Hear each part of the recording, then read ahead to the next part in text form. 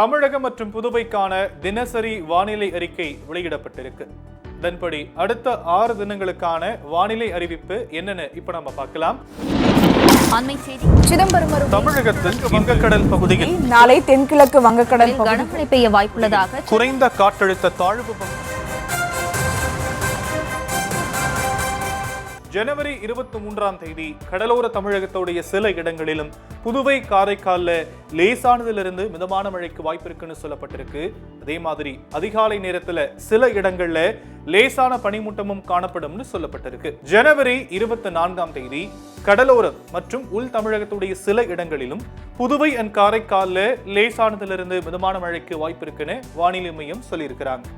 ஜனவரி 25 மற்றும் 26 ஆகிய தேதிகள்ல தமிழகத்தோட சில இடங்களிலும் புதுவை காரைக்கால்ல இடி மின்னலுடன் கூடிய லேசானதிலிருந்து மிதமான மழை பெய்யக்கூடுமா.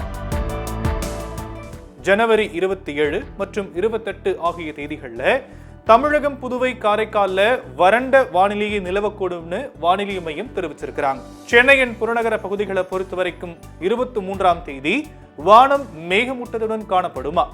சில பகுதிகளில் லேசான மழைக்கு வாய்ப்பு இருக்குன்னு சொல்லும் வானிலை மையம் வெப்பநிலையை பொறுத்தவரை அதிகபட்சமா 30 to 31 டிகிரி செல்சியஸ் ஒட்டியும் குறைந்தபட்சமா 21 டிகிரி செல்சியஸ் ஒட்டியும் இருக்கக்கூடும்னு சொல்லி இருக்கிறாங்க.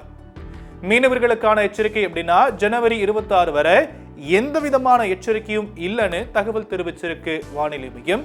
கடந்த 24 மணி நேரத்துல தமிழகம் புதுவை காரைக்கால்ல வறண்ட வானிலையை நிலவியதா சொல்லும் வானிலை மையம் அதிகபட்ச வெப்பநிலையா ஈரோட்ல 32.6 டிகிரி செல்சியஸ் ஆகும்.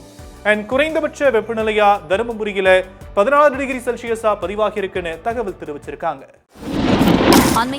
சிதம்பரம் தமிழகத்தில் வங்கக்கடல் பகுதியில் நாளை தென்கிழக்கு வங்கக்கடல் கனமழை பெய்ய வாய்ப்புள்ளதாக குறைந்த காற்றழுத்த தாழ்வு